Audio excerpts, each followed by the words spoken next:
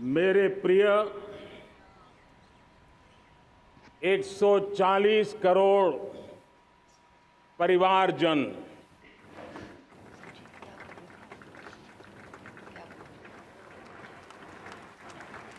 दुनिया का सबसे बड़ा लोकतंत्र और अब बहुत लोगों का अभिप्राय है कि जनसंख्या की दृष्टि से भी हम विश्व में नंबर 1 पर है। इतना बड़ा विशाल देश, 140 करोड़ देश के मेरे भाई बहन, मेरे परिवारजन आज आजादी का पर्व मना रहे हैं। मैं देश के कोटि कोटि जनों को, देश और दुनिया में भारत को प्यार करने वाले, भारत का सम्मान करने वाले, भारत का गौरव करने वाले कोटि कोटि जनों को आजादी के इस महान पवित्र पर्व की अनेक अनेक शुभकामनाएं देता हूं। मेरे प्यारे परिवारजन, पूज्य बापू के नेतृत्व में असहयोग का आंदोलन, सत्याग्रह की मूवमेंट और भगत सिंह, सुखदेव, राजगुरु जैसे अनगिनत वीरों का बलिदान, उस पीढ़ी में शायद ही कोई व्यक्ति होगा जिसने देश की आजादी में अपना योगदान न दिया हो। मैं आज देश की आजादी के जंग में जिन जिन ने योगदान दिया है, बलिदान दिए हैं, त्याग किया है, तपस्या की है, उन सबको आदरपूर्वक नमन करता हूं, उनका अभिनंदन करता हूं। आज 15 अगस्त महान क्रांतिकारी और अध्यात्म जीवन के ऋषितुल्य प्रणेता श्री अरबिंदो की 150वीं जयंती पूर्ण हो रही है। ये वर्ष स्वामी दयानंद सरस्वती के 150वीं जयंती का वर्ष है।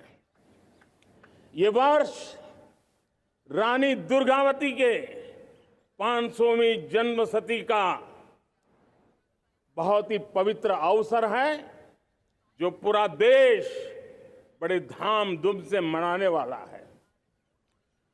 ये वर्ष मीराबाई, भक्ति योग की सिरमौर मीराबाई के 525 वर्ष का भी ये पावन पर्व है।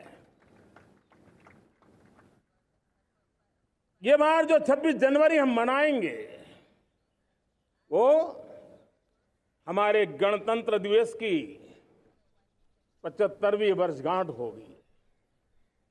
अनेक प्रकार से अनेक अवसर, अनेक संभावनाएं राष्ट्र निर्माण में जुटे रहने के लिए पल पल नई प्रेरणा, पल पल नई चेतना, पल पल सपने, पल पल संकल्प, शायद इससे बड़ा कोई अवसर नहीं हो सकता। मेरे प्यारे परिवारजन,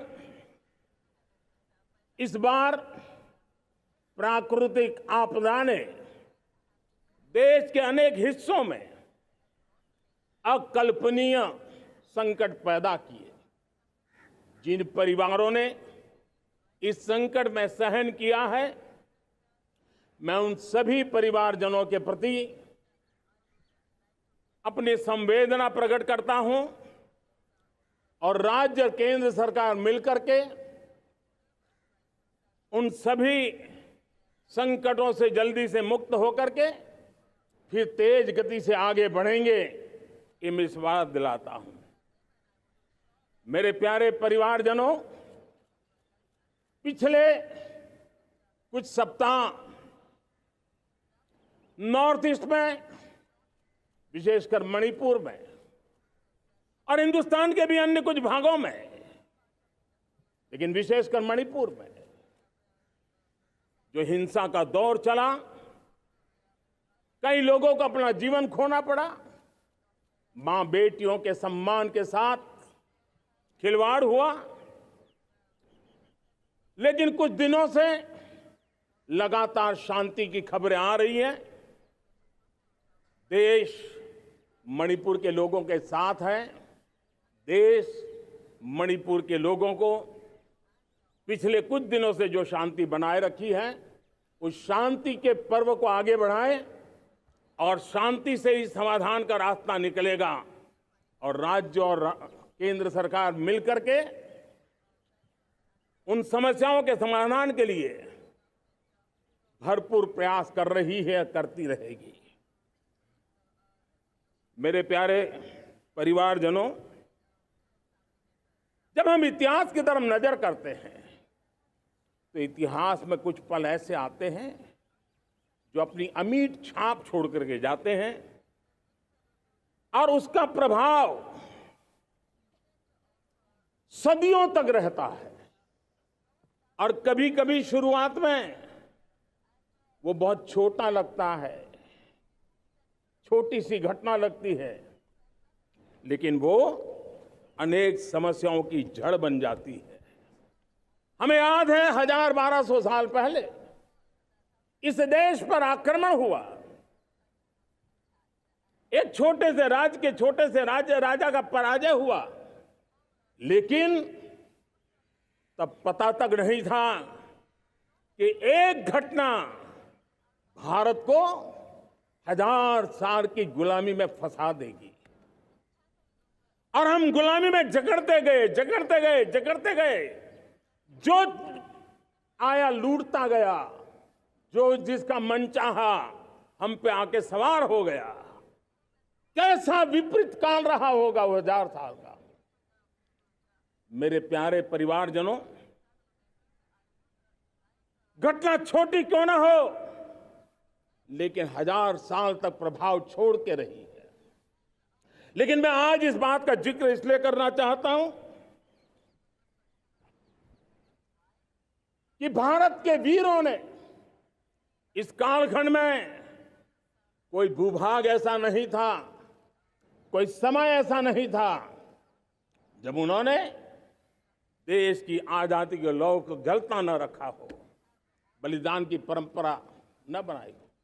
मां भारती बेड़ियों से मुक्त होने के लिए उठ खड़ी हुई थी, जंजीरों को झकझोर रही थी और देश की नारी शक्ति, देश की युवा शक्ति, देश के किसान, देश के गांव के लोग, मजदूर, कोई हिंदुस्तानी ऐसा नहीं था जो आजादी के सपने को लेकर के जीता न हो।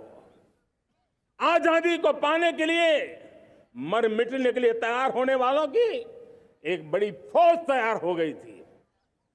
जेलों में जवानी खपाने वाले अनेक महापुरुष हमारे देश की आजादी को, इन गुलामी की बेड़ियों को तोड़ने के लिए लगे हुए थे। मेरे प्यारे परिवारजनों, जन चेतना का वो व्यापक रूप, त्याग और तपस्या का वो व्यापक रूप, जन जन के अंदर एक नए विश्वास जगाने वाला वो पल आखिरकार 1947 में देश आजाद हुआ। 1000 साल की गुलामी में संजोए हुए सपने देशवासी पूरे करते हुए देखे। साथियों, मैं 1000 साल पहले की बात इसलिए कह रहा हूं, मैं देख रहा हूं फिर एक बार देश के सामने एक मौका आया है। इस ऐसे कालखंड में हम जी रहे हैं, ऐसे कालखंड में हमने प्रवेश किया है और यह हमारा सौभाग्य है कि भारत के ऐसे अमृत काल में, यह अमृत काल का पहला वर्ष है, या तो हम जवानी में जी रहे हैं या हम मां भारती की गोद में जन्म ले चुके हैं। और ये कालखंड, मेरे शब्द लिख करके रखिए मेरे प्यारे परिवारजनों, इस कालखंड में जो हम करेंगे, जो कदम उठाएंगे, जितना त्याग करेंगे, तपस्या करेंगे, सर्वजन हिताय सर्वजन सुखाय, एक के बाद एक फैसले लेंगे, आने वाले 1000 साल का देश का स्वर्णिम इतिहास उससे अंकुरित होने वाला है। इस कालखंड में होने वाली घटनाएं आगामी 1000 साल के लिए इसका प्रभाव पैदा करने वाली है।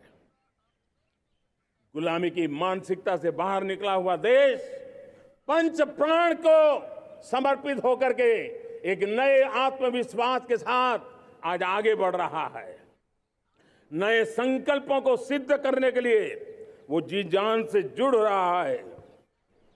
मेरी भारत माता, जो कभी ऊर्जा का सामर्थ्य था लेकिन राख के ढेर में दबी पड़ी थी, वो भारत मां 140 करोड़ देशवासियों के पुरुषार्थ है, उनकी चेतना से, उनकी ऊर्जा से फिर एक बार जागृत हो चुकी है। मां भारती जागृत हो चुकी है। और मैं साफ देख रहा हूं दोस्तों, यही कालखंड है, पिछले 9-10 साल हमने अनुभव किया है। विश्व भर में भारत की चेतना के प्रति, भारत के सामर्थ्य प्रति एक नया आकर्षण, नया विश्वास, नई आशा पैदा हुई है। और ये प्रकाश पुंज जो भारत से उठा है, वो विश्व को उसमें अपने लिए ज्योति नजर आ रही है। विश्व को एक नया विश्वास पैदा हो रहा है। हमारा सौभाग्य है,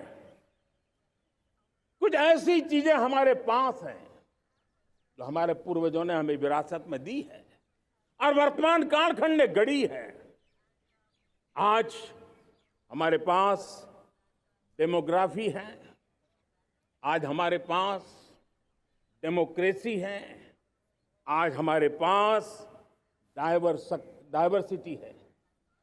डेमोग्राफी, डेमोक्रेसी और डाइवर्सिटी की ये त्रिवेणी भारत के हर सपने को साकार करने का सामर्थ्य रखती है। आज पूरे विश्व में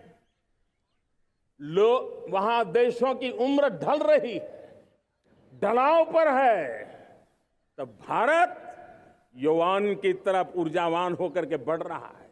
कितने बड़े गौरव का कालखंड है कि आज 30 साल की कम आयु की जनसंख्या दुनिया में सर्वाधिक कहीं है तो ये मेरे भारत मां की गोद में है, ये मेरे देश में है।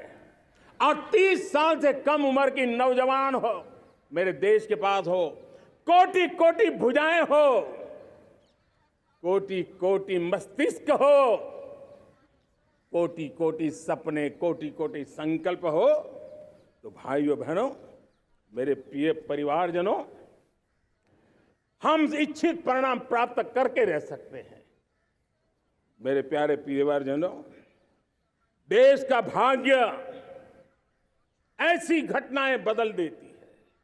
यह सामर्थ्य देश के भाग्य को बदल देता है। भारत 1000 साल की गुलामी और आने वाले 1000 साल के भव्य भारत के बीच में पड़ाव पर हम खड़े हैं, एक ऐसी संधि पर खड़े हैं। और इसलिए अब हमें न रुकना है, न दुविधा में जीना है। मेरे प्यारे प्रिय परिवारजनों, हमें खोई हुई उस विरासत का गर्व करते हुए, खोई हुई समृद्धि को प्राप्त करते हुए, हमें फिर एक बार,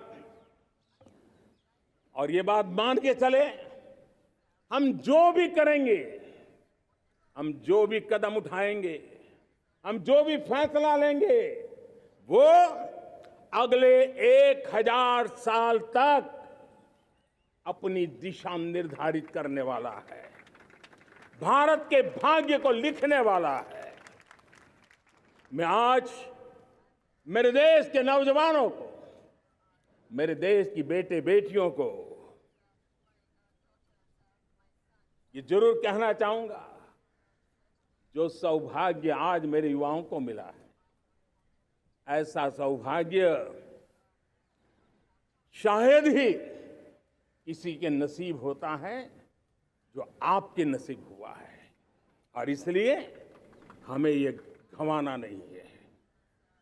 युवा शक्ति पर मेरा भरोसा है, युवा शक्ति में सामर्थ्य है, और हमारी नीतियां, हमारी रीतियां भी उस युवा सामर्थ्य को और बल देने के लिए है। आज मेरे युवाओं ने दुनिया में पहले 3 स्टार्टअप इकोसिस्टम में भारत को स्थान दिला दिया है। विश्व के युवाओं को अचंभा हो रहा है भारत के इस सामर्थ्य को लेकर के, भारत की इस ताकत को देख करके। आज दुनिया टेक्नोलॉजी ड्रिवन है और आने वाला युग टेक्नोलॉजी से प्रभावित रहने वाला है, और तब टेक्नोलॉजी में भारत की जो टैलेंट है उसकी एक नई भूमिका रहने वाली है। साथियों, मैं पिछले दिनों G20 समिट में बाली गया था, और बाली में दुनिया के समृद्ध देश, दुनिया के विकसित देश भी, उनके मुखिया मुझे भारत की डिजिटल इंडिया की सफलता के लिए बारीकियों से जानने के लिए इच्छुक थे। हर कोई इसका सवाल पूछता था, और जब मैं उनको कहता था कि भारत ने जो कमाल किया है ना, वो दिल्ली, मुंबई, चेन्नई तक सीमित नहीं है। भारत ने जो कमाल कर रहा है, मेरे टियर 2, टियर 3 सिटी के युवा भी आज मेरे देश का भाग्य गढ़ रहे हैं, छोटे छोटे स्थान के मेरे नौजवान। और मैं आज बड़े विश्वास से कहता हूं, देश का ये जो सामर्थ्य नया नजर आ रहा है, और इसलिए मैं कहता हूं, हमारे छोटे शहर आकार और आबादी में छोटे हो सकते हैं। ये हमारे छोटे छोटे शहर, हमारे कस्बे आकार और आबादी में छोटे हो सकते हैं, लेकिन आशा और आकांक्षा, प्रयास और प्रभाव वो किसी से कम नहीं है। वो सामर्थ्य उनके अंदर है। नए ऐप्स, नए सॉल्यूशन, टेक्नोलॉजी, डिवाइस। अब खेलों की दुनिया देखिए, कौन बच्चे हैं? झुग्गी झोंपड़ी से निकले हुए बच्चे आज खेलों की दुनिया में पराक्रम दिखा रहे हैं। छोटे छोटे गांव के, छोटे छोटे कस्बे के नौजवान, हमारी बेटे बेटियां आज कमाल दिखा रही हैं। अब देखिए, मेरे देश की 100 जितनी स्कूल ऐसी हैं जहां के बच्चे सैटेलाइट बना करके सैटेलाइट छोड़ने की तैयारियां कर रही हैं। आज हजारों टिंकरिंग लैब नए वैज्ञानिकों का गर्भाधान कर रही है। आज हजारों टिंकरिंग लैब लाखों बच्चों को साइंस और टेक्नोलॉजी के राह पर आगे बढ़ने के लिए प्रेरणा दे रही हैं। मैं मेरे देश के नौजवानों को कहना चाहता हूं, अवसरों की कमी नहीं है। आप जितने अवसर चाहेंगे, ये देश आसमान से भी ज्यादा अवसर आपने देने का सामर्थ्य रखता है। मैं आज लाल किले की प्राचीर से मेरे देश की माताओं, बहनों, मेरे देश की बेटियों को हृदय से अभिनंदन करना चाहता हूं। देश आज जब पहुंचा है, अब विशेष शक्ति जुड़ रही है मेरी माताओं बहनों के सामर्थ्य की। आज देश प्रगति की राह पर चल पड़ा है, तो मैं मेरे किसान भाई बहनों का भी अभिनंदन करना चाहता हूं। ये आप ही का पुरुषार्थ है, ये आप ही का परिश्रम है कि देश आज कृषि क्षेत्र में आगे बढ़ रहा है। मैं मेरे मजदूरों का, मेरे श्रमिकों का, मेरे प्रिय परिवारजन, ऐसे कोटि कोटि श्रमिकों को आज मैं नमन करता हूं, उनका अभिनंदन कर रहा हूं। देश आज जो आधुनिकता की ओर बढ़ रहा है, विश्व की तुलना करने वाले सामर्थ्य के साथ नजर आ रहा है, उसके पीछे मेरे देश के मजदूरों का, मेरे देश के श्रमिकों का बहुत बड़ा योगदान है। आज समय कहता है कि लाल किले की प्राचीर से मैं उनका अभिनंदन करूं, उनका अभिवादन करूं, और ये मेरे परिवारजन 140 करोड़ देशवासी, मेरे इन श्रमिकों का, रेहड़ी पटरी वालों का, फूल सब्जी बेचने वालों का हम सम्मान करते हैं। मेरे देश को आगे बढ़ाने में, मेरे देश को प्रगति की नई ऊंचाई पर ले जाने में प्रोफेशनल्स की बहुत बड़ी भूमिका है, बढ़ती रही है। चाहे साइंटिस्ट हो, चाहे इंजीनियर्स हो, डॉक्टर्स हो, नर्सिस हो, शिक्षक हो, आचार्य हो, यूनिवर्सिटीज हो, गुरुकुल हो, हर कोई मां भारती का भविष्य उज्जवल बनाने के लिए अपनी पूरी ताकत से लगा हुआ है। मेरे प्यारे परिवारजनों, राष्ट्रीय चेतना वो एक ऐसा शब्द है जो हमें चिंताओं से मुक्त कर रहा है, और आज वो राष्ट्रीय चेतना ये सिद्ध कर रही है कि भारत का सबसे बड़ा सामर्थ्य बना है भरोसा, भारत का सबसे बड़ा सामर्थ्य बना है विश्वास। जन जन में हमारा विश्वास, जन जन का सरकार पर विश्वास, जन जन का देश के उज्जवल भविष्य पर विश्वास, और विश्व का भी भारत के प्रति विश्वास। ये विश्वास हमारी नीतियों का है, हमारी रीति का है। भारत के उज्जवल भविष्य को जिस निर्धारित मजबूत कदमों से हम आगे बढ़ा रहे हैं, उसका है।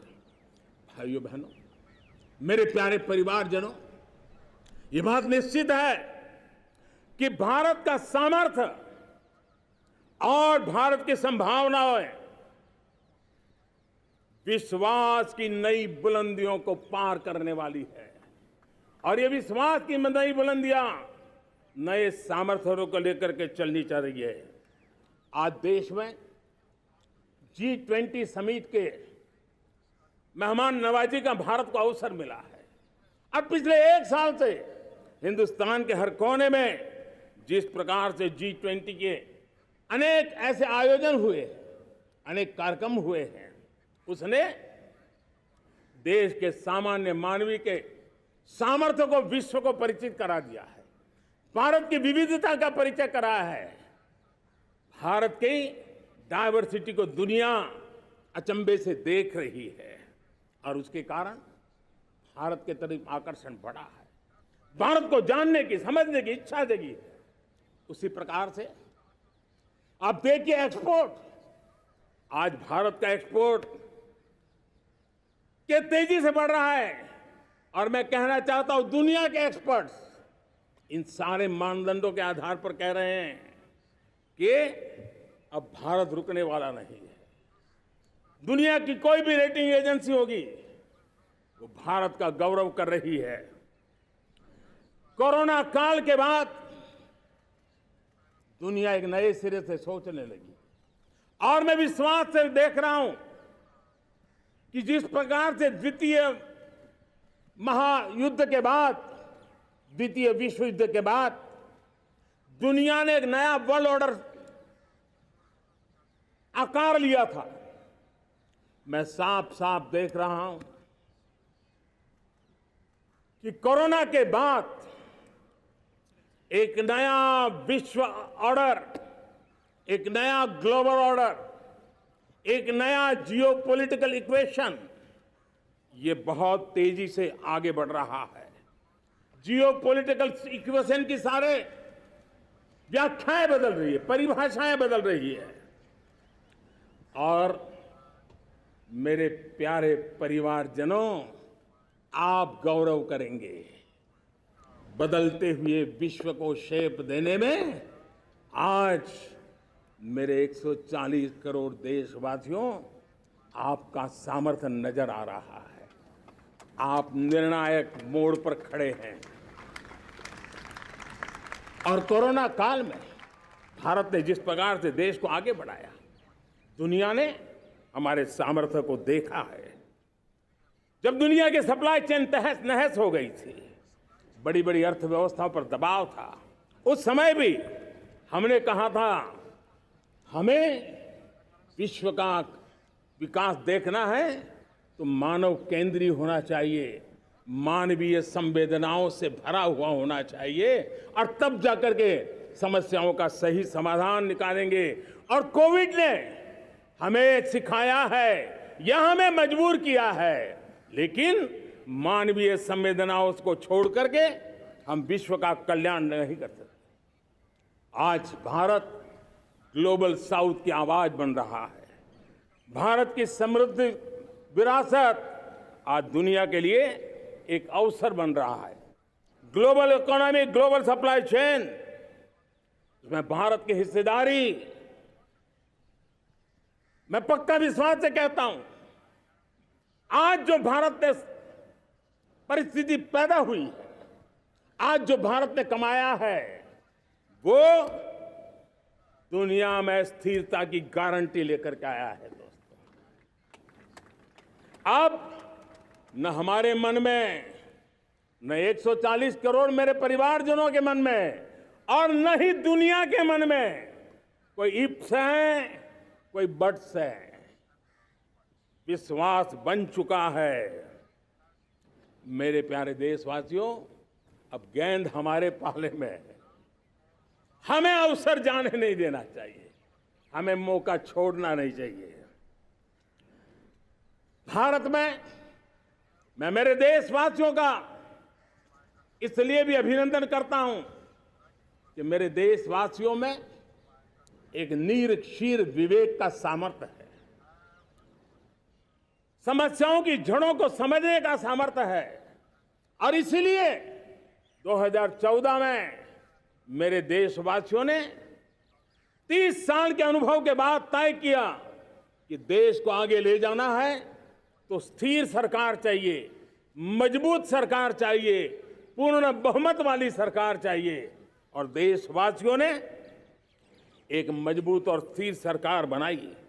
और 3 दशकों के जो अनिश्चितता का कालखंड था, जो अस्थिरता का कालखंड था, जो राजनीतिक मजबूरियों से देश जकड़ा हुआ था, उससे मुक्ति मिली। मेरे प्यारे परिवारजनों, देश के पास आज एक ऐसी सरकार है, वो सर्वजन हिताय सर्वजन सुखाय,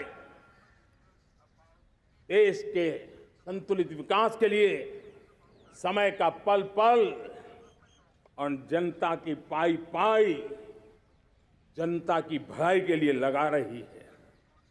और मेरी सरकार, मेरे देशवासियों का मन एक बात से जुड़ा हुआ है। हमारे हर निर्णय, हमारे हर दिशा, उसका एक ही मानदंड है, नेशन फर्स्ट, राष्ट्र प्रथम। और राष्ट्र प्रथम यही दूरगामी परिणाम, सकारात्मक परिणाम पैदा करने वाला है। देश में बड़े स्तर पर काम हो रहा है। और लेकिन मैं कहना चाहूंगा, 2014 में आपने एक मजबूत सरकार बनाई, और मैं कहता हूं 2014 में और 2019 में आपने एक सरकार फॉर्म की, तो मोदी में रिफॉर्म करने की हिम्मत आई। आपने ऐसी सरकार फॉर्म की कि मोदी को रिफॉर्म की हिम्मत आई।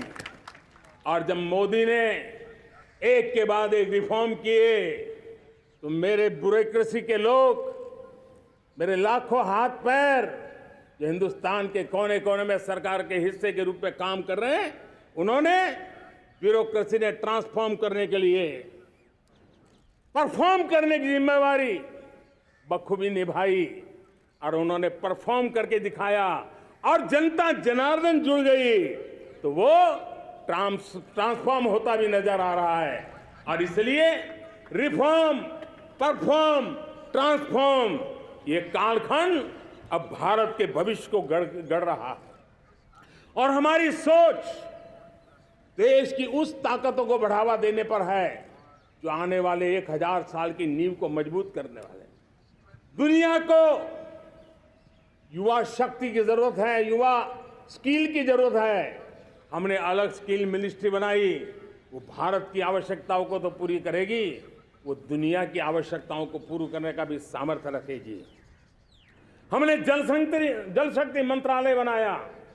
मंत्रालय की बनाने की रचना को भी अगर कोई एनालिसिस करेगा ना, तो इस सरकार के मन मस्तिष्क को बड़े अच्छे ढंग से आप समझ पाएंगे। हमने जल शक्ति मंत्रालय बनाया। ये जल शक्ति मंत्रालय हमारे देश के एक एक देशवासियों को पीने का शुद्ध पानी पहुंचे, पर्यावरण की रक्षा के लिए पानी के प्रति संवेदनशील व्यवस्थाएं विकसित हो, उस पर हम बल रहे हैं। हमारे देश में कोरोना के बाद दुनिया देख रही है, होलिस्टिक हेल्थ केयर ये समय की मांग है। हमने अलग आयुष मंत्रालय बनाया और योग और आयुष आज दुनिया में अपना परचम लहरा रहे हैं। हमने दुनिया को हमारे कमिटमेंट के कारण विश्व का हमारे प्रति ध्यान गया है। अगर हम ही हमारे इस सामर्थ्य को नकार देंगे तो फिर दुनिया कैसे स्वीकार करेगी।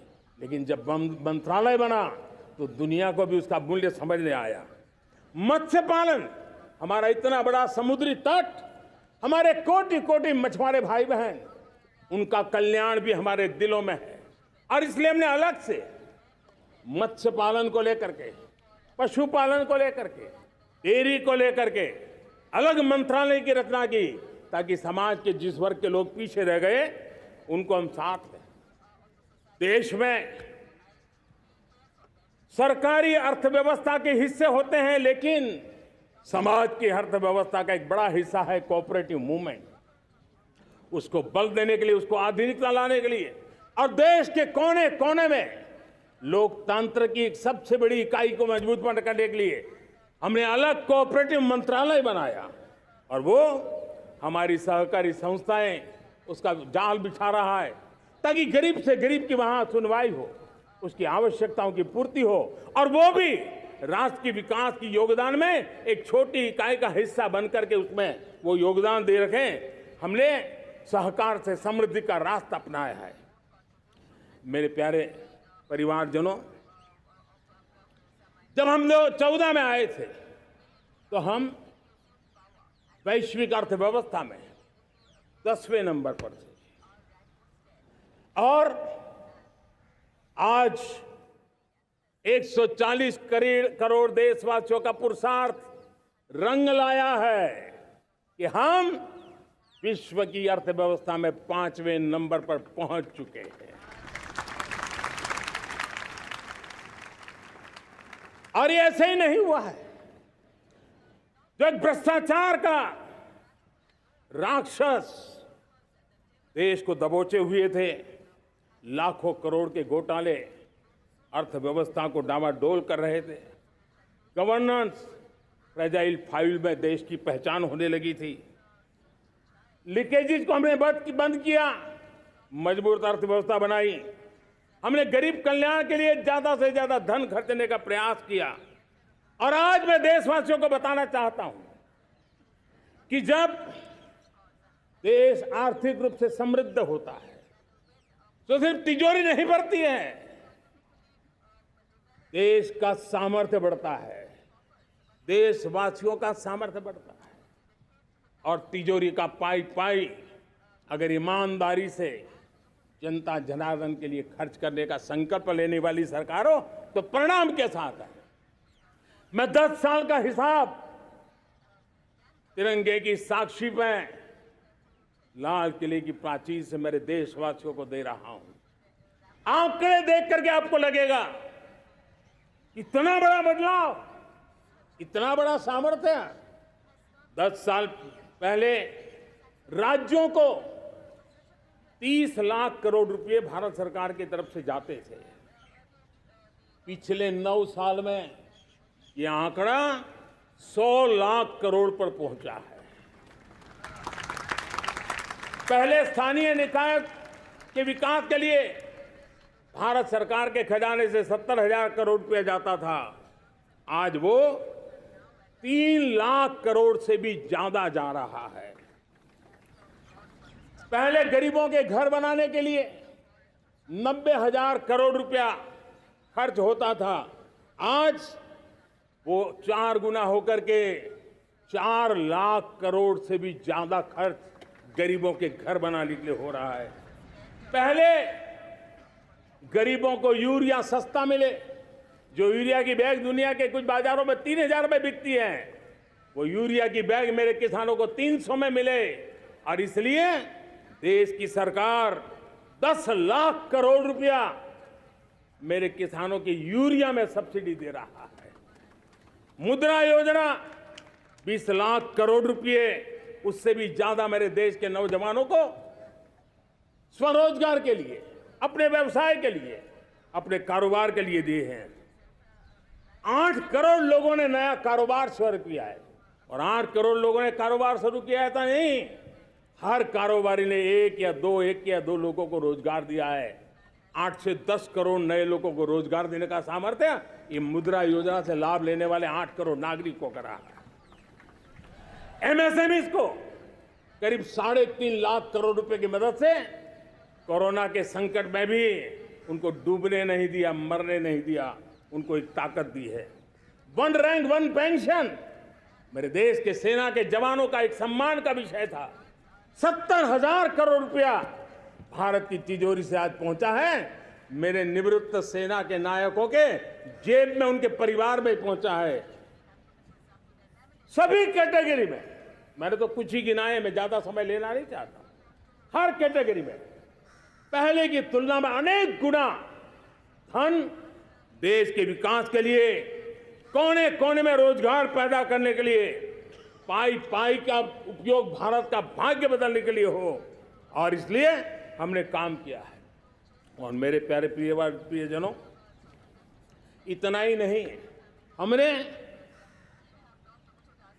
इन सारे प्रयासों का परिणाम है कि आज 5 साल के मेरे कार्यकाल में, 5 साल के कार्यकाल में, 5 साल में 13.5 करोड़ मेरे गरीब भाई बहन गरीबी की जंजीरों को तोड़ करके नियो मिडिल क्लास के रूप में बाहर आए हैं। जीवन का इससे बड़ा कोई संतोष नहीं होता। मेरे प्यारे प्रिय परिवारजनों, और जब 13.5 करोड़ लोग गरीबी की इस मुसीबतों से बाहर निकलते हैं, तो कैसी कैसी योजनाएं उनको मदद दी है। उनको आवास योजना का लाभ मिलना, पीएम स्वनिधि से 50,000 करोड़ रुपया रेहड़ी पटरी वालों तक पहुंचाया है। आने वाले दिनों में, आने वाली विश्वकर्मा जयंती पर एक कार्यक्रम हम लागू करेंगे। इस विश्वकर्मा जयंती पर हम करीब 13-15 हजार करोड़ रुपया से, जो परंपरागत कौशल्य से रहने वाले लोग, जो औजार से और अपने हाथ से काम करने वाला वर्ग है, ज्यादातर ओबीसी समुदाय से, हमारे सुथार हो, हमारे सोनार हो, हमारे राजमिस्त्री हो, हमारे कपड़े धोने वाले काम करने वाले लोग हो, हमारे बाल काटने वाले भाई बहन परिवार हो, ऐसे लोगों को एक नई ताकत देने के लिए हम आने वाले महीने में विश्वकर्मा जयंती पर विश्वकर्मा योजना लॉन्च करेंगे और करीब 13-15 हजार करोड़ से उसका प्रारंभ करेंगे।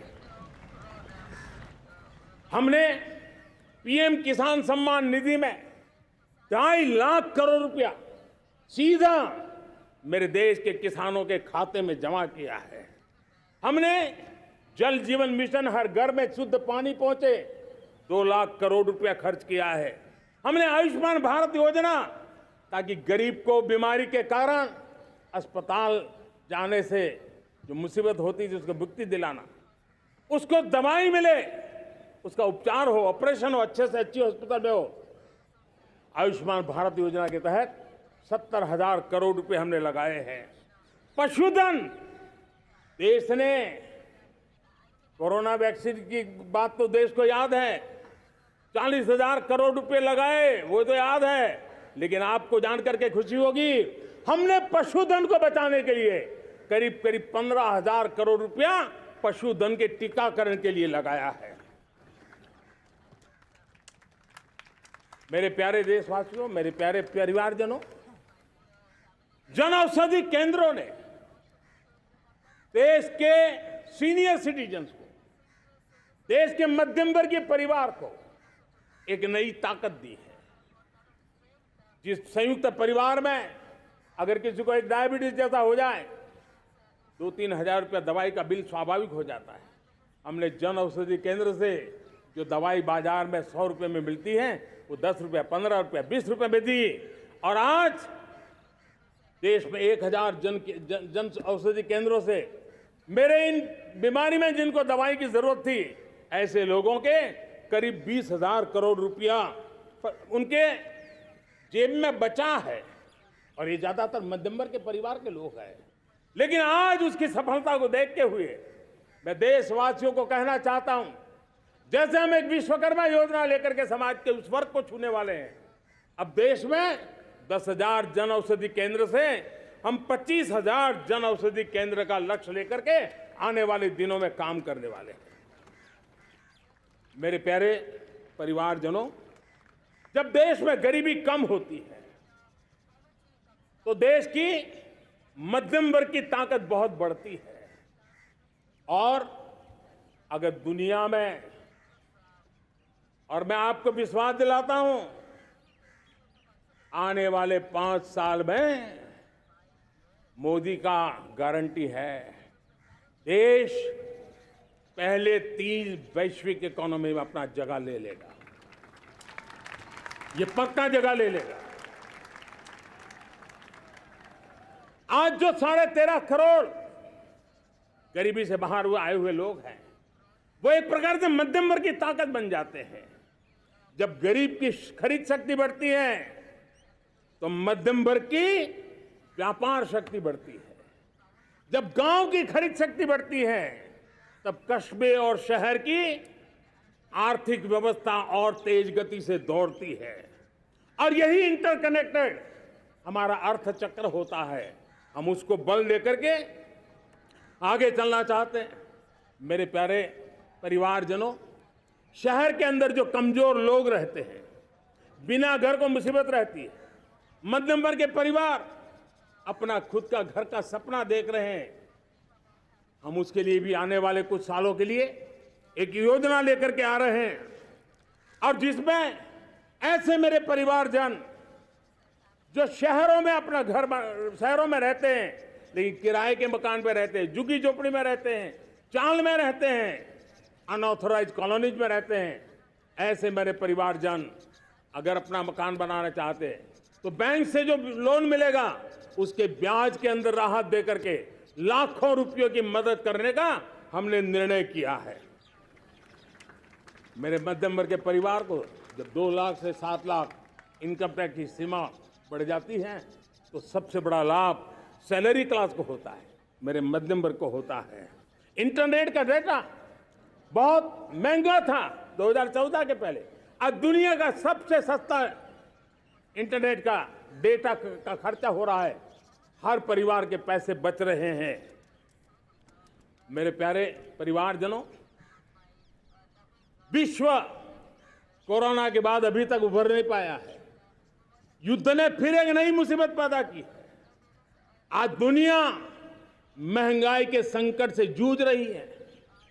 पूरी दुनिया की अर्थव्यवस्था को महंगाई ने दबोच के रखा है। हम भी दुनिया से जिन सामान की जरूरत होती है लाते हैं, तो हमें सामान तो इंपोर्ट करते हैं। हमारा दुर्भाग्य है कि हमें महंगाई भी इंपोर्ट करनी पड़ती है, क्योंकि पूरी दुनिया को महंगाई ने जकड़ के रखा है। लेकिन मेरे प्यारे परिवारजनों, भारत ने महंगाई को नियंत्रित रखने के लिए भरसक प्रयास किए हैं। पिछले कालखंड की तुलना में हमें कुछ सफलता भी मिली है, लेकिन इतने से संतोष नहीं मान सकते। दुनिया से हमारी चीजें अच्छी है, इतने बात से हम सोच नहीं सकते। मुझे तो मेरे देशवासियों को महंगाई की बोझ कम से कम हो, इस दिशा में और भी कदम उठाने हैं और हम उस कदम को उठा के रहेंगे। मेरा प्रयास निरंतर जारी रहेगा। मेरे प्यारे परिवारजनों, आज देश अनेक क्षमताओं को लेकर के आगे बढ़ रहा है। देश आधुनिकता की तरफ आगे बढ़ने के लिए काम कर रहा है। आज देश रिन्यूएबल एनर्जी पे काम कर रहा है। आज देश ग्रीन हाइड्रोजन पे काम कर रहा है। देश की स्पेस पे क्षमता बढ़ रही है, तो देश की डीप सी मिशन में भी सफलता के साथ आगे चल रहा है। देश में रेल आधुनिक हो रही है, तो वंदे भारत बुलेट ट्रेन भी आज देश के अंदर काम कर रही है। गांव गांव पक्की सड़कें बन रही है, तो इलेक्ट्रिक बसें, मेट्रो की रचना भी आज देश में हो रहे हैं। आज गांव गांव तक इंटरनेट पहुंच रहा है, तो क्वांटम कंप्यूटर के लिए भी देश तय कर रहता है। नैनो यूरिया, नैनो डीएपी, उस पर काम हो रहा है, तो दूसरी तरफ जैविक खेती पर भी हम बल दे रहे हैं। आज किसान उत्पादक संघ एफपीओ का निर्माण हो रहा है, तो हम सेमीकंडक्टर का भी निर्माण करने के लिए चाह रहे हैं। हम दिव्यांग जनों के लिए एक सुगम भारत के निर्माण के लिए काम करते हैं, तो हम पैरालंपिक में भी हिंदुस्तान का तिरंगा झंडा गाड़ने के लिए मेरे दिव्यांग जनों को सामर्थ्यवान बना रहे हैं। हम खिलाड़ियों को स्पेशल ट्रेनिंग दे रहे हैं।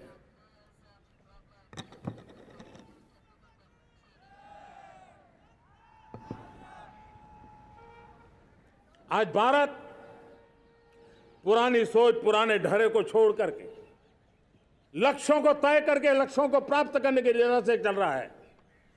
और जब मैं कहता हूं ना कि जिसका शिलान्यास हमारी सरकार करती है, उसका उद्घाटन भी हमारे कालखंड में करते हैं। इन दिनों जो मैं शिलान्यास कर रहा हूं ना, आप लिख के रखिए, उसके उद्घाटन भी आप सबने मेरे नसीब में ही छोड़े हुए हैं। हमारी कार्य संस्कृति बड़ा सोचना, दूर का सोचना, सर्वजन हिताय सर्वजन सुखाय सोचना, यह हमारी कार्यशैली रही है। और सोच से भी ज्यादा, संकल्प से भी ज्यादा हासिल कैसे करना, इस ऊर्जा के साथ हम काम करते हैं। हमने आजादी के काल अमृत महोत्सव में 75,000 अमृत सरोवर बनाने का संकल्प किया था। उस समय हमने हर जिले में 75 अमृत सरोवर बनाना संकल्प किया था।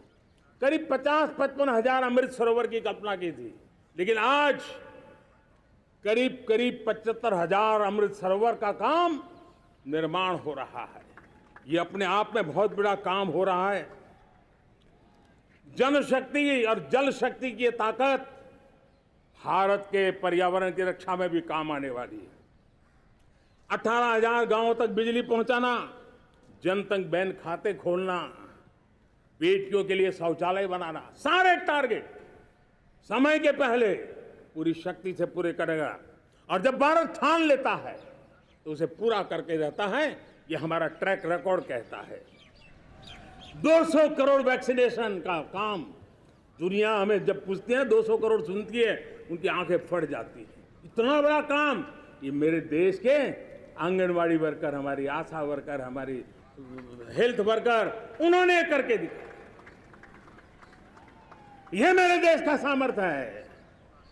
5G को रोल आउट किया, दुनिया में सबसे तेज गति से 5G रोल आउट करने वाला मेरा देश है। 700 से अधिक जिलों तक हम पहुंच चुके हैं और अब 6G की भी तैयारी कर रहे हैं।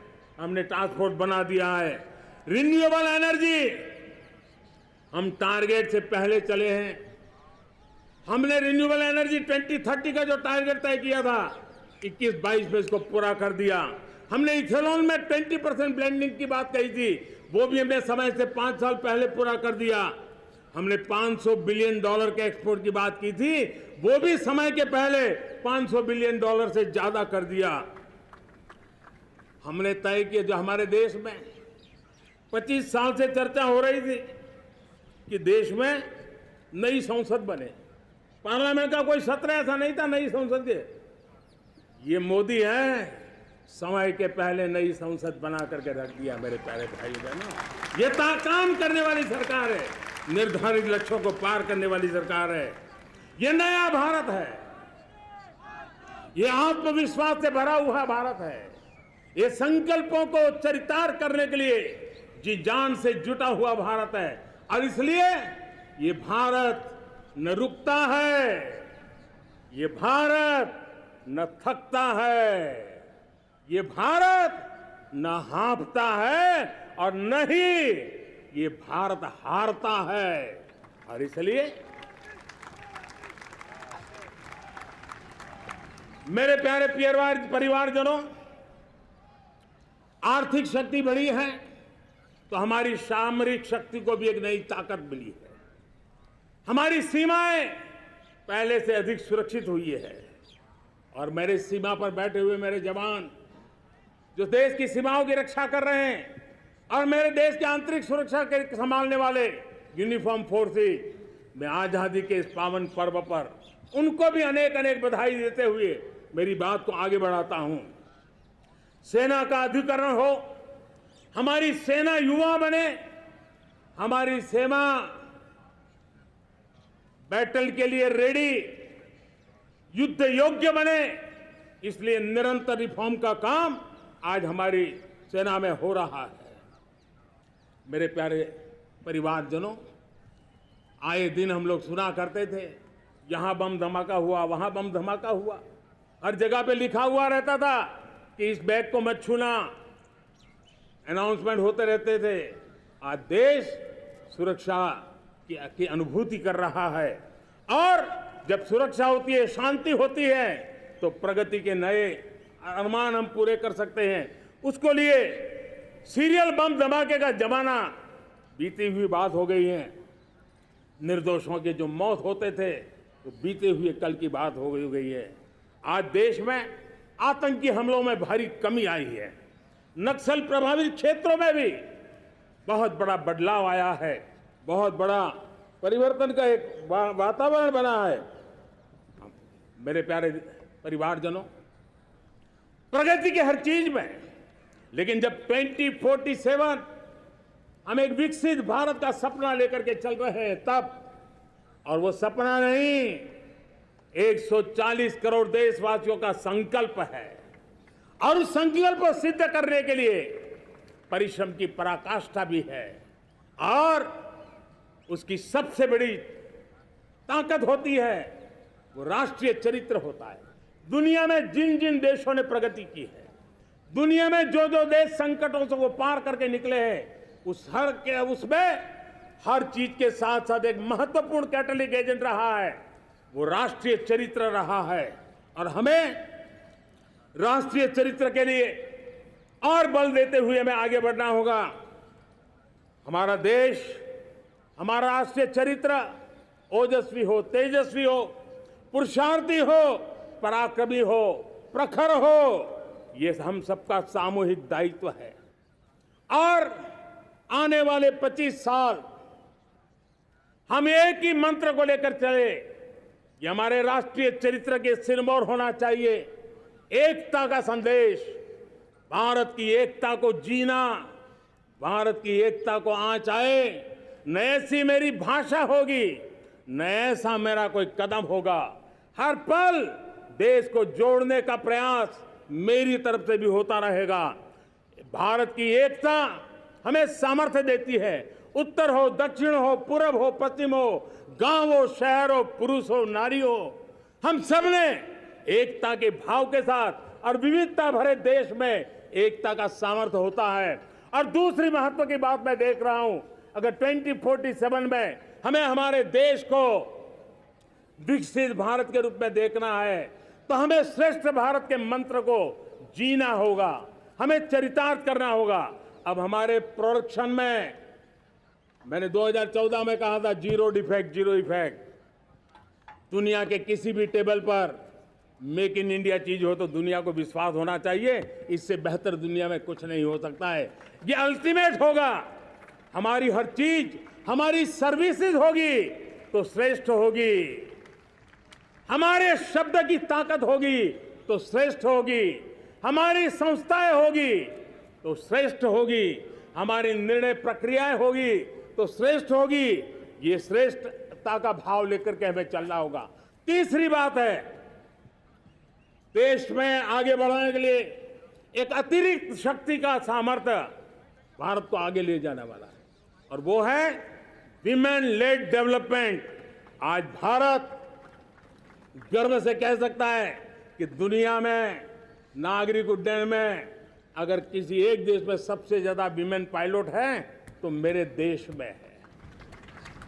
आज चंद्रयान की गति हो, मून मिशन की बात हो, मेरी विमेन साइंटिस्ट उसका नेतृत्व कर रहे हैं। आज विमेन सेल्फ हेल्प ग्रुप हो, मेरी 2 करोड़ लखपति दीदी का लक्ष्य लेकर के आज विमेन सेल्फ हेल्प ग्रुप पे हम काम कर रहे हैं।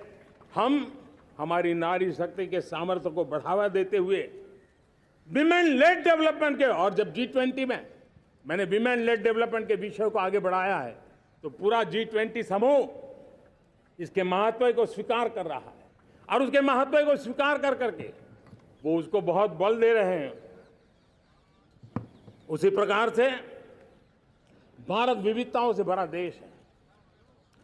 असंतुलित विकास के हम शिकार रहे हैं। मेरा पराया का के कारण हमारे देश के कुछ हिस्से उसके शिकार रहे हैं।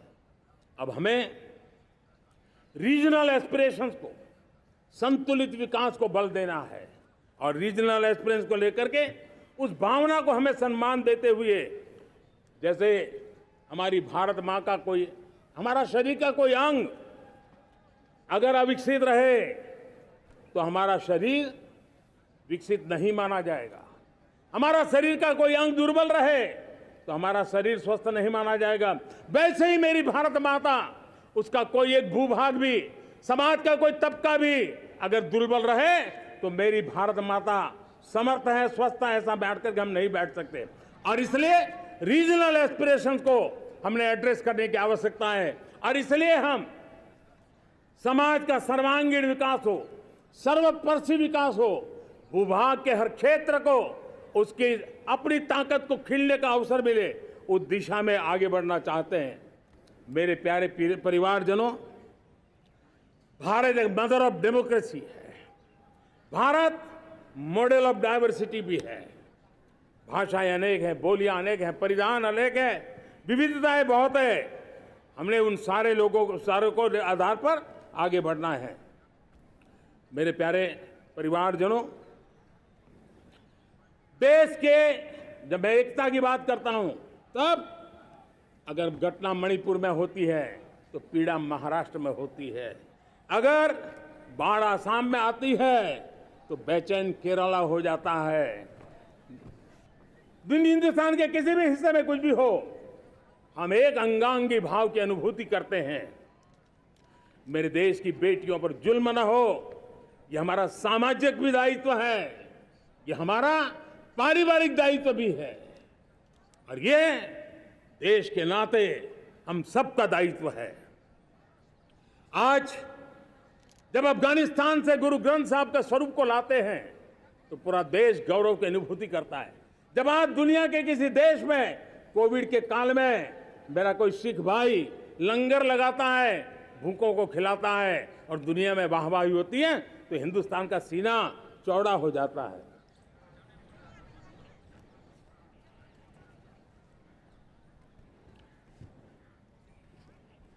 मेरे प्यारे परिवारजनों, हमारे लिए जब नारी सम्मान की बात करते हैं, मुझे अभी एक देश में दौरा कर रहा था, तो वहां एक बहुत ही सीनियर मिनिस्टर, उसने मुझे एक सवाल पूछा। उसने कहा, आपके यहाँ बेटियां साइंस और इंजीनियरिंग के विषयों की पढ़ाई करती हैं क्या?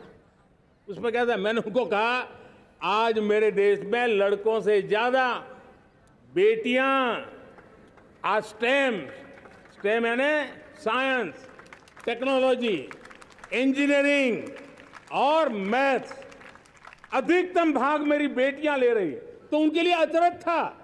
ये सामर्थ्य आज हमारे देश का देख रहा है।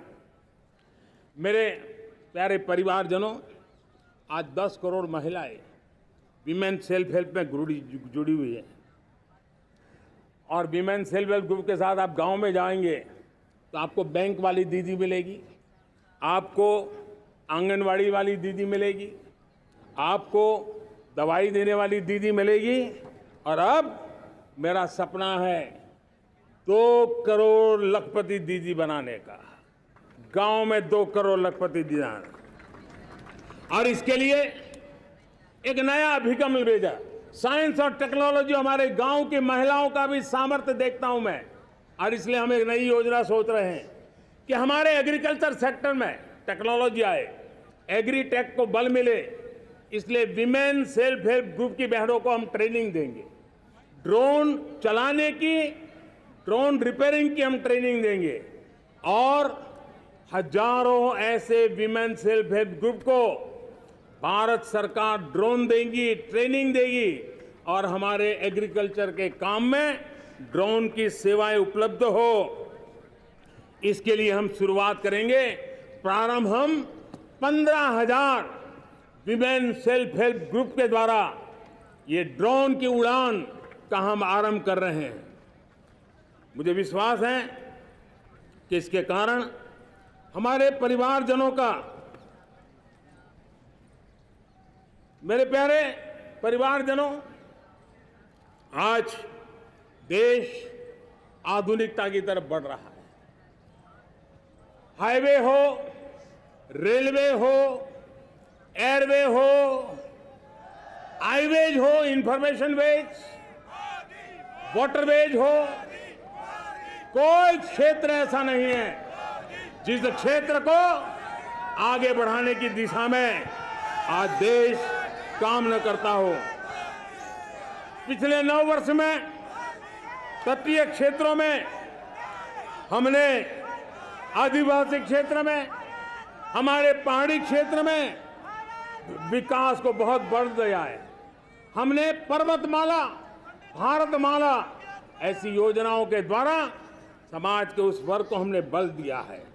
हमने गैस की पाइपलाइन से हमारे पूर्वी भारत को जोड़ने का काम किया है।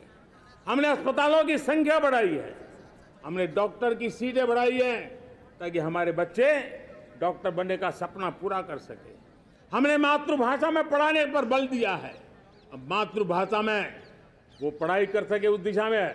और मैं भारत के सुप्रीम कोर्ट का भी धन्यवाद करता हूं कि भारत की सुप्रीम कोर्ट ने कहा है कि आप जो जजमेंट देंगे उसका जो ऑपरेटिव पार्ट होगा वो जो अदालत में आया है उसकी भाषा में उसको उपलब्ध होगा। मातृभाषा का महात्म्य आज बढ़ रहा है। मेरे प्यारे भाई परिवारजनों, आज तक हमारे देश के जो बॉर्डर विलेज हैं, हमने वाइब्रेंट बॉर्डर विलेज का एक कार्यक्रम शुरू किया है। और वाइब्रेंट बॉर्डर विलेज, अब तक इसके लिए कहा जाता था देश के आखिरी गांव। हमने उस पूरी सोच को बदला है। वो देश का आखिरी गांव नहीं है, सीमा पर जो नजर आ रहा है वो मेरे देश का पहला गांव है। अगर सूरज उगता है पूरब में तो उस तरफ के गांव में पहली सूरज की किरण आती है। अगर सूरज ढलता है तो इस तरफ के गांव में आखिरी किरण उसका लाभ मिलता है। ये मेरे पहले गांव है और मुझे खुशी है कि आज मेरे इस कार्यक्रम के विशेष मेहमान, ये जो पहले गांव है, सीमावर्ती गांव है, उसके 600 प्रधान आज इस लाल किले की प्राचीर के इस महत्वपूर्ण कार्यक्रम का हिस्सा बनने के लिए आए। पहली बार वो इतनी दूर तक आए हैं, नए संकल्प और सामर्थ्य के साथ जुड़ने के लिए आया है। मेरे प्यारे परिवारजनों, हमने संतुलित विकास के लिए एस्पिरेशनल डिस्ट्रिक्ट, एस्पिरेशनल ब्लॉक की कल्पना की और आज उसके सुखद परिणाम मिल रहे हैं। आज राज्य के जो नॉर्मल पैरामीटर्स हैं, जो एस्पिरेशनल डिस्ट्रिक्ट कभी बहुत पीछे थे, वो आज राज्य में भी अच्छा करने लग गए हैं। और मुझे विश्वास है कि आने वाले दिनों में ये हमारे आकांक्षी जिले, हमारे आकांक्षी बॉल अवश्य आगे बढ़ेंगे। जैसे मैंने कहा था, भारत का चरित्र की चर्चा कर रहा था, तो मैंने पहला कहा था भारत की एकता, दूसरा कहा था भारत श्रेष्ठता की तरफ बल दें, तीसरा कहा था विमेन लेड डेवलपमेंट की मैंने बात कही थी, और मैं आज एक बात और कहना चाहता हूं कि हम जैसे रीजनल एस्पिरेशन, मैंने चौथी बात कही थी, पांचवी महत्व की बात, और भारत ने उस दिशा में ध्यान, और वो है हमारा राष्ट्रीय चरित्र विश्व मंगल के लिए सोचने वाला होना चाहिए। हमें देश को इतना मजबूत बनाना है जो विश्व मंगल के लिए भी अपनी भूमिका अदा करे। और आज कोरोना के बाद मैं देख रहा हूं जिस प्रकार से संकट की घड़ी में देश ने दुनिया की मदद की, उसका परिणाम है कि आज दुनिया में हमारा देश एक विश्व मित्र के रूप में, विश्व का अटूट साथी के रूप में आज मेरे देश की पहचान बनी है। हमें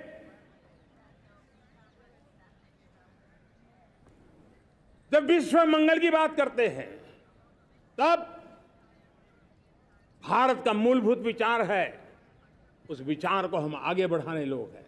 और मुझे खुशी है कि आज अमेरिकी संसद के भी कई चुने हुए गणमान्य प्रतिनिधि भी आज हमारे 15 अगस्त के इस अवसर में हमारे बीच में मौजूद है। भारत की सोच कैसी है, हम विश्व मंगल की बात को कैसे आगे बढ़ाते हैं। अब देखिए, हम जब सोचते हैं तो क्या कहते हैं, हमने दुनिया के सामने ये दर्शन रखा है और दुनिया उस दर्शन को लेकर के हमारे साथ जुड़ रही है। हमने कहा one sun, one world, one grid. Renewable energy के क्षेत्र में एक बहुत बड़ा हमारा स्टेटमेंट है, आज दुनिया उसको स्वीकार कर रही है। कोविड के बाद हमने दुनिया को कहा हमारा अप्रोच होना चाहिए वन अर्थ, वन हेल्थ। समस्याओं का समाधान तभी होगा जब मानव को, पशु को, पौधे को बीमारी के संबंध में समान रूप से एड्रेस किया जाएगा, तब जाकर के हम करेंगे। हमने G20 समिट के लिए दुनिया के सामने कहा है one world, one family, one future. इस सोच को लेकर के चल रहे हैं। हमने क्लाइमेट को लेकर के दुनिया जो संकट से जूझ रही है, हमने रास्ता दिखाया है, लाइफ मिशन लॉन्च किया है, लाइफस्टाइल फॉर एनवायरनमेंट। हमने दुनिया के सामने इंटरनेशनल सोलर अलायंस बनाया और आज दुनिया के कई देश इंटरनेशनल सोलर अलायंस का हिस्सा बन रहे हैं। हमने बायोडायवर्सिटी का महत्व देखते हुए बिग कैट अलायंस की व्यवस्था को हमने आगे बढ़ाया है। हमने प्राकृतिक आपदा के कारण, ग्लोबल वार्मिंग के कारण इंफ्रास्ट्रक्चर का जो नुकसान होता है, उसके लिए दूरगामी व्यवस्थाओं की जरूरत है और इसलिए coalition for disaster resilient infrastructure CDRI एक समाधान के रूप में दुनिया को दिया है। विश्व आज समुद्रों को संघर्ष का केंद्र बना रहा है, तब हमने दुनिया को सागर का प्लेटफॉर्म दिया है जो वैश्विक समुद्रिक शांति की गारंटी बन सकता है। हमने पारंपरिक चिकित्सा पद्धतियों को बल देते हुए WHO का ग्लोबल लेवल का सेंटर हिंदुस्तान में बनाने की दिशा में काम किया है। हमने योग और आयुष के द्वारा विश्व कल्याण और विश्व के स्वस्थता की दिशा में काम किया है और आज भारत विश्व मंगल की मजबूत नींव डाल रहा है। इस मजबूत नींव को आगे बढ़ाना हम सबका काम है, हम सबकी जिम्मेवारी है। मेरे प्यारे परिवारजनों, सपने अनेक है, संकल्प साफ है, नीतियां स्पष्ट है, नीयत के सामने कोई सवाल या निशान नहीं है, लेकिन कुछ सच्चाइयों को हमें स्वीकार करना पड़ेगा और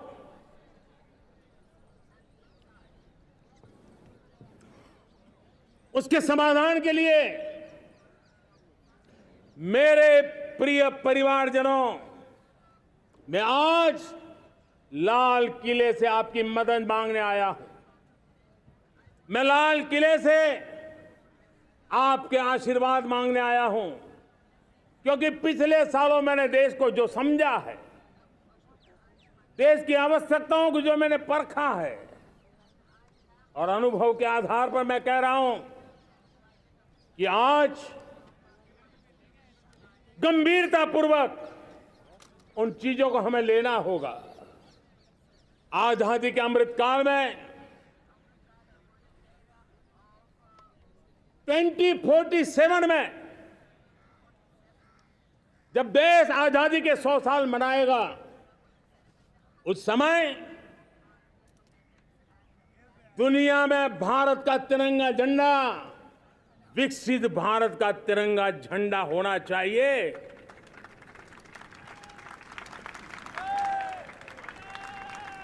रत्ती भर भी हमें रुकना नहीं है, पीछे नहीं हटना है।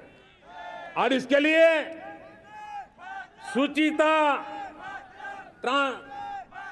पारदर्शिता और निष्पक्षता, ये पहली मजबूती की जरूरत है। हमें उस मजबूती को जितना ज्यादा खाद पानी दे सकते हैं, संस्थाओं के माध्यम से दे सकते हैं, नागरिक के नाते दे सकते हैं, परिवार के नाते दे सकते हैं, ये हमारा सामूहिक दायित्व होना चाहिए। और इसलिए पिछले 75 साल का इतिहास देखिए, भारत के सामर्थ्य में कोई कमी नहीं थी। अरे जो देश कभी सोना की चिड़िया कहा जाता था, वो देश क्यों न फिर से उस सामर्थ्य को लेकर के खड़ा हो सकता है। मेरा अटूट विश्वास है साथियों, मेरे प्रिय परिवारजनों, मेरा अखंड अटूट एक निष्ठ विश्वास है कि 2047 में जब देश आजादी के 100 साल मनाएगा, मेरा देश विकसित भारत बन के रहेगा। और ये मैं मेरे देश के सामर्थ्य के आधार पर कह रहा हूं, मेरे उपलब्ध संसाधनों के आधार पर कह रहा हूं, और सबसे ज्यादा 30 से कम आयु वाली मेरी युवा शक्ति के भरोसे कह रहा हूं, मेरी माताओं बहनों के सामर्थ्य के भरोसे कह रहा हूं। लेकिन उसके सामने अगर कोई रुकावट है, कुछ विकृतियां पिछले 75 साल में ऐसे घर कर गई है, हमारी समाज व्यवस्था का ऐसा हिस्सा बन गई है कि कभी कभी तो हम आंख भी बंद कर देते हैं। अब आंख बंद करने का समय नहीं है। अगर सपनों को सिद्ध करना है, संकल्प को पार करना है, तो हमें ये आंख मिचौली बंद करके, आंख में आंख मिला करके 3 बुराइयों से लड़ना बहुत समय की मांग है। हमारे देश की सारी समस्याओं की जड़ में भ्रष्टाचार ने दिमक की तरह देश की सारी व्यवस्थाओं को, देश के सामर्थ्य को पूरी तरह नोच लिया है। भ्रष्टाचार से मुक्ति, भ्रष्टाचार के खिलाफ जंग हर इकाई में, हर क्षेत्र में।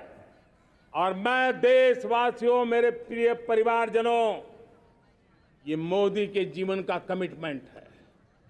ये मेरे व्यक्तित्व का एक कमिटमेंट है कि मैं भ्रष्टाचार के खिलाफ लड़ाई लड़ता रहूंगा। दूसरा, हमारे देश को नोच लिया है परिवारवाद ने।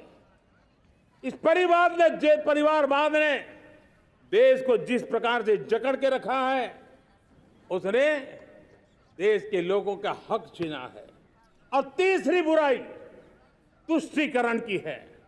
ये तुष्टीकरण में भी देश के मूलभूत चिंतन को, देश के सर्व समावेशक हमारे राष्ट्रीय चरित्र को दाग लगा दिए हैं, तहस नहस कर दिया है इन लोगों ने।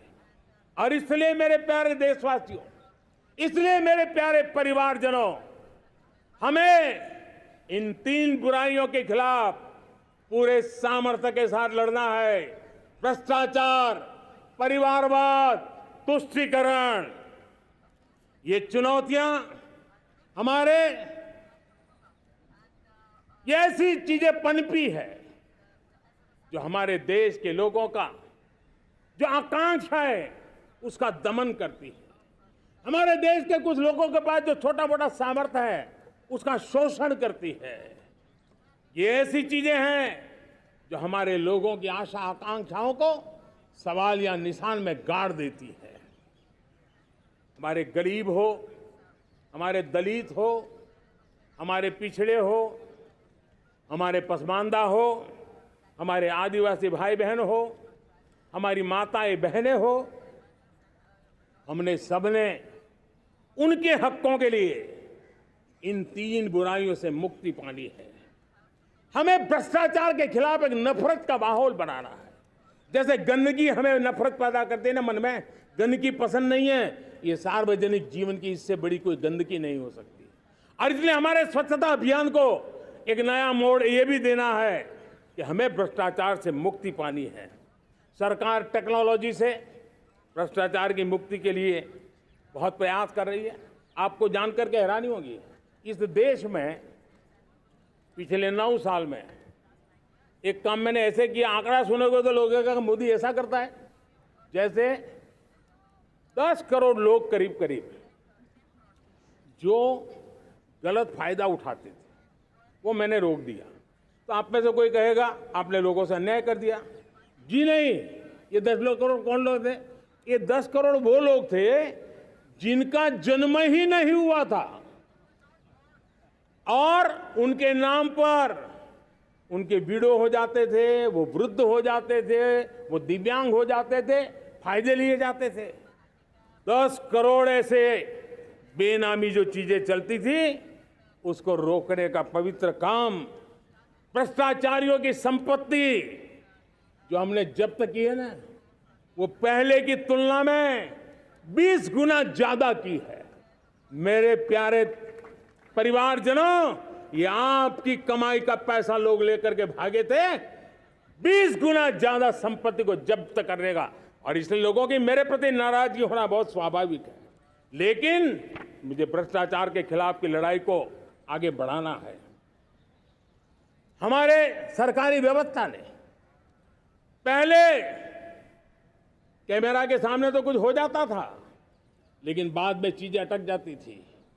हमने पहले की तुलना में कई गुना ज्यादा अदालत में चार्जशीट की है और अब जमानतें भी नहीं मिलती हैं। वैसी पक्की व्यवस्था को लेकर के हम आगे बढ़ रहे हैं, क्योंकि हम ईमानदारी से भ्रष्टाचार के खिलाफ लड़ रहे हैं। आज परिवारवाद और तुष्टीकरण, इसने देश का बहुत बड़ा दुर्भाग्य किया है। अब लोकतंत्र में ये कैसे हो सकता है कि पॉलिटिकल पार्टी, और मैं विशेष बल दे रहा हूं पॉलिटिकल पार्टी, आज मेरे देश के लोकतंत्र में एक ऐसी विकृति आई है जो कभी भारत के लोकतंत्र को मजबूती नहीं दे सकती। और वो क्या है बीमारी? परिवारवादी पार्टियां। और उनका तो मंत्र क्या है? Party of the family, by the family and for the family. इनका तो जीवन मंत्र यही है कि उनकी पॉलिटिकल पार्टी, उनका राजनीतिक दल परिवार का, परिवार के द्वारा और परिवार के लिए, परिवारवाद और भाई भतीजावाद प्रतिभाओं के दुश्मन होते हैं, योग्यता को नकारते हैं, सामर्थ्य को स्वीकार नहीं करते हैं। और इसलिए परिवारवाद इस देश के लोकतंत्र की मजबूती के लिए उसकी मुक्ति जरूरी है। सर्वजन हिताय सर्वजन सुखाय, हर किसी को हक मिले इसलिए, और सामाजिक न्याय के लिए भी ये बहुत। उसी प्रकार से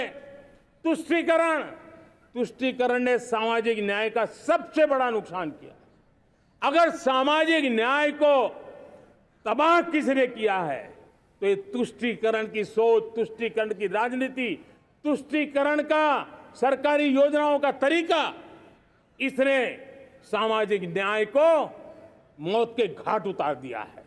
और इसलिए हमें तुष्टीकरण, भ्रष्टाचार, ये विकास का सबसे बड़ा दुश्मन है।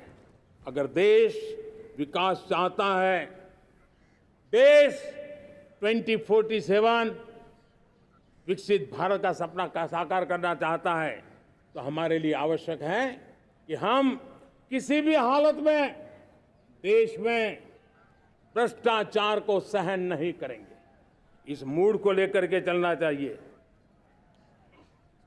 मेरे प्यारे परिवारजनों, हम सबका एक बहुत बड़ा महत्वपूर्ण दायित्व है। आपने जिस प्रकार से जिंदगी जी है, हमारे आने वाली पीढ़ी को ऐसी जिंदगी जीने के लिए मजबूर करना, यह हमारा गुनाह है। यह हमारा दायित्व है कि हमारे आने वाली पीढ़ी को हम ऐसा समृद्ध देश दें, ऐसा संतुलित देश दें, ऐसा सामाजिक न्याय की धरोहर वाला देश दें, ताकि छोटी छोटी चीजों को पाने के लिए उन्हें कभी भी संघर्ष न करना पड़े। हम सभी का कर्तव्य, हर नागरिक का कर्तव्य है, और ये अमृतकाल कर्तव्य काल है। हम कर्तव्य से पीछे नहीं उठ सकते। हमें वो भारत बनाना है जो पूज्य बापू के सपनों का था। हमें वो भारत बनाना है जो हमारे स्वतंत्र सेनानियों का सपना था। हमें वो भारत बनाना है जो हमारे वीर शहीदों का था, हमारी वीरांगनाओं का था, जिन्होंने मातृभूमि के लिए अपना जीवन दे दिया था।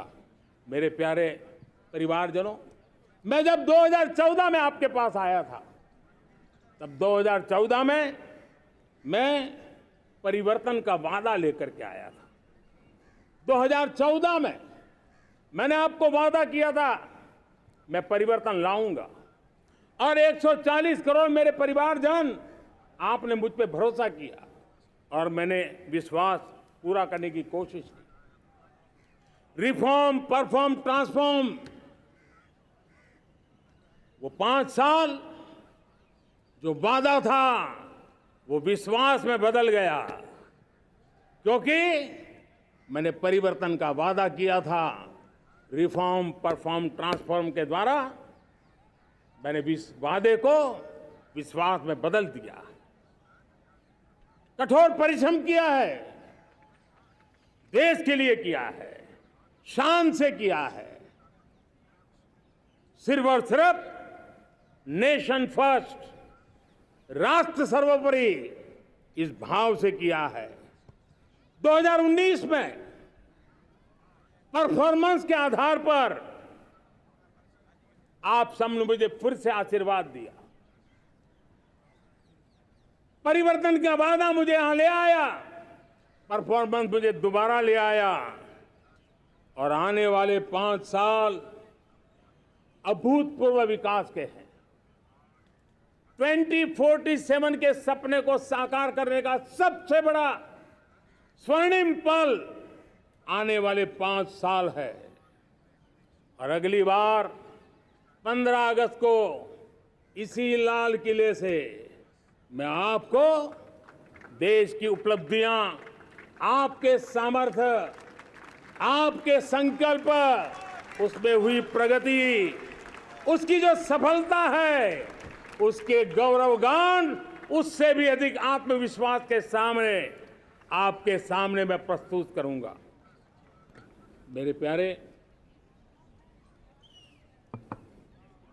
प्रियजनों, मेरे परिवारजनों, मैं आप में से आता हूं, मैं आपके बीच से निकला हूं, मैं आपके लिए जीता हूं। अगर मुझे सपना भी आता है तो आपके लिए आता है।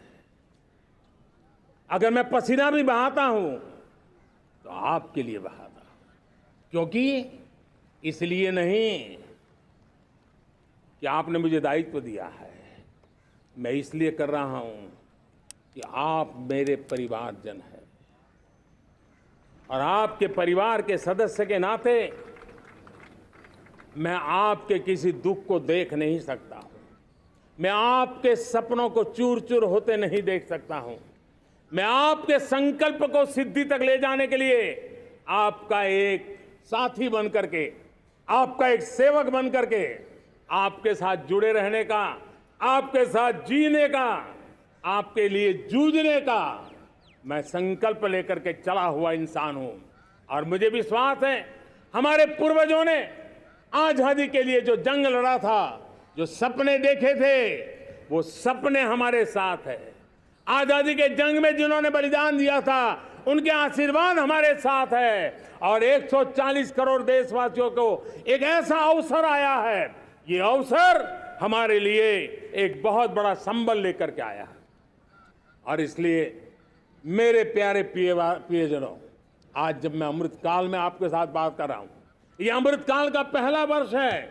ये अमृतकाल के पहले वर्ष पर जब मैं आपसे बात कर रहा हूं तो मैं आपको पूरे विश्वास से कहना चाहता हूं, चलता चलाता काल चक्र, चलता चलाता काल चक्र, अमृत काल का भाल चक्र, चलता चलाता काल चक्र, अमृत काल का भाल चक्र, सबके सपने, सबके सपने, अपने सपने, सबके सपने, अपने सपने, पनपे सपने सारे, सबके सपने, अपने सपने, पनपे सपने सारे,